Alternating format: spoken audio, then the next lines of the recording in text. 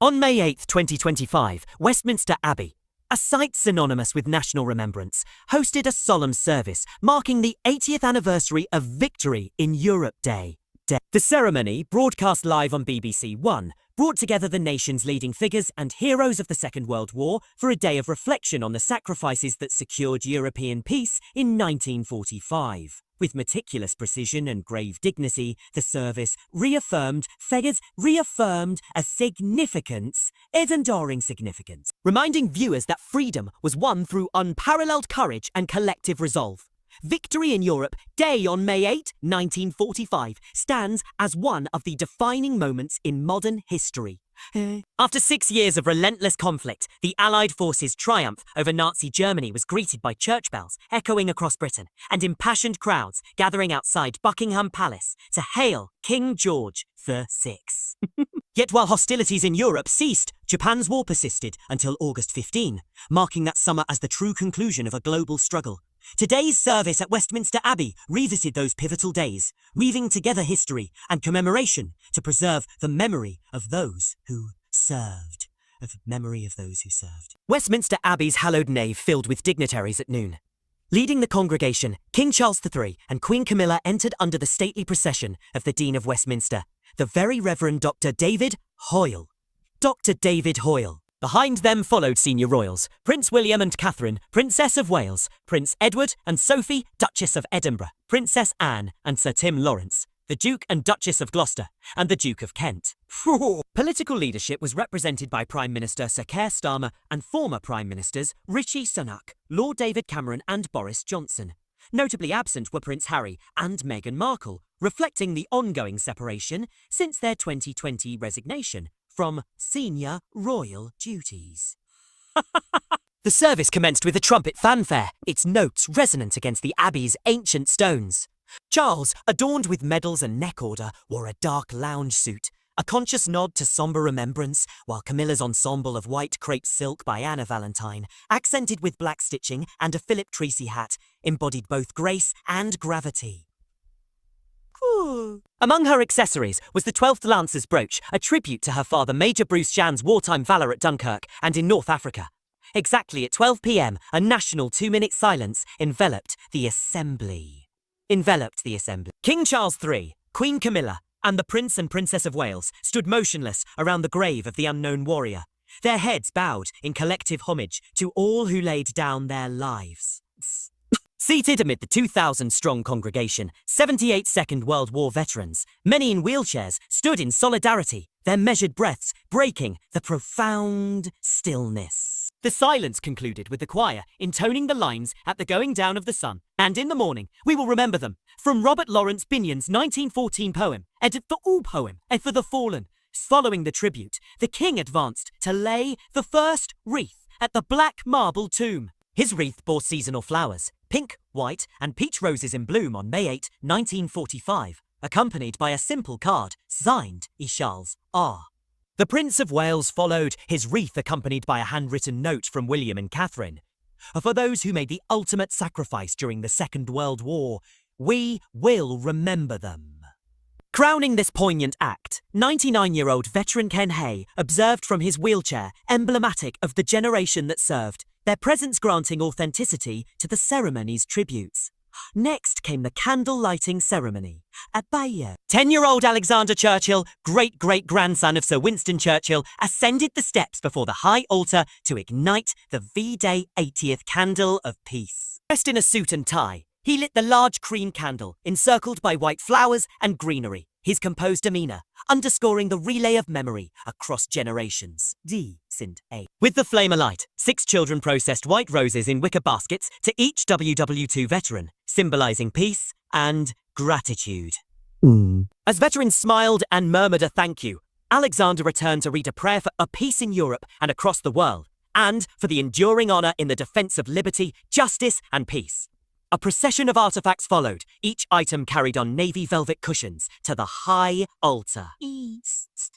These everyday relics, a child's tiny gas mask in its yellowed box, a sailor's Navy ratings cap, campaign medals, an air raid warden's battered helmet, and a volume of the Book of Civilian War, listing civilian casualties, embody the intertwined experiences of front-line service, and home fronts, and home front. Endurance. Their presence served as tangible witnesses to the conflict's dual theatres and the sacrifices of combatants and civilians alike.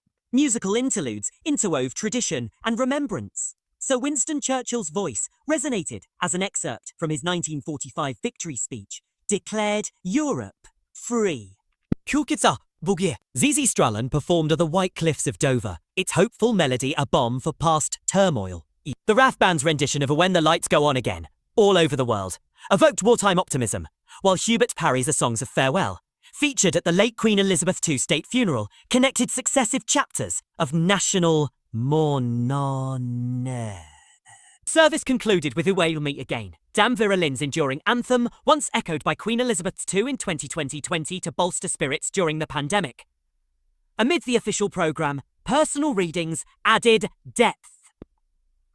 Actor Josh Dillon recited a letter from Lance Corporal Frederick Burgess, who described life in Italy, rain-soaked fields, and his tank, a Freddy 2, pierced by shellfire, before noting, "When I do come home, and it will not be very long now. I'm going to buy you something extra specially nice for being such a good boy." 7 months later, Burgess fell in battle. Nina Sasanya read Janet Thornton's birthday note to her daughters in Dorset, urging them to enjoy yourselves, shout, scream, sing, wave flags, eat, drink lemon or barley water, and make it a day of rejoicing. Or, present in the Abbey, Thornton's grandson Colin Valance Owen recalled his grandmother as a tiny with a huge personality. Her words a vivid fragment of familial history.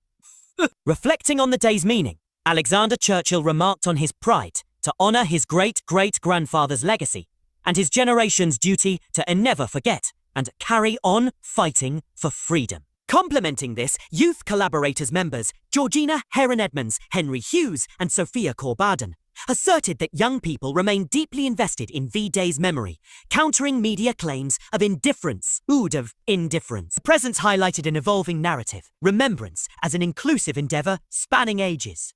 Veteran Air Marshal Stuart Ather, who saw action in Iraq, Afghanistan and Libya, offered a sobering perspective. As we reflect and salute those that have served, we think about those lessons and apply them today. This is not a safe world. If you want peace, you prepare for war. His warning underscored the ceremony's dual function as commemoration and cautionary reflection, insisting that hard-won freedoms demand ongoing vigilance. Simultaneously in Scotland, a Thanksgiving service convened at Glasgow Cathedral at 1 p.m, attended by Deputy First Minister Kate Forbes and Scotland Office Minister Kirsty McNeill, alongside Royal British Legion, RUFA and SUSTUFA representatives. Government offices, including Victoria Quay and St Andrew's House in Edinburgh, observed midday silence and glowed red in tribute, echoing commemorative lighting around the UK. In Lerwick, vessels of the Shetland Bus delivered services aboard ships that once linked Scotland and Norway, commemorating maritime wartime routes. The day's events will reach their apex at a concert in London's Horse Guards Parade that evening, attended by King Charles III and Queen Camilla. Phoebe and Queen Camilla, Darkness, Toploader and Sir Willard White will perform against a backdrop of military pageantry. Meanwhile, UK pubs and bars received permission to extend opening hours by 2 hours, allowing communities to celebrate into the night. At 6:30 p.m, churches nationwide will ring their bells in Thanksgiving, recreating the harmonic resonance heard on V-Day itself. As Westminster Abbey's bells sounded 80 simultaneous strikes, a firing that reserved for rare national celebrations, the Archbishop of York, Stephen Cottrell, delivered the sermon. He challenged listeners to honour the past by cultivating peace today. After the service, the royal family and dignitaries mingled with veterans in the nave. William offered a respectful hand on one veteran's shoulder, while Catherine knelt to converse with another, her gesture a testament to personal gratitude. King Charles III engaged veterans in earnest dialogue, exemplifying the intimate dimension of public remembrance. Finally, as the sun set on May 8, 2025, the nation carried forward the day's lessons. WWII Day's 80th anniversary service at Westminster Abbey reaffirmed a singular truth. Freedom is secured not once, but sustained through remembrance, respect, and the resolve to learn from history. In honouring those who made the ultimate sacrifice, from the trenches of Europe to the factory lines at home, Britain renewed its pledge to remember, ensuring that the legacy of 1945 remains a guiding light for future generations.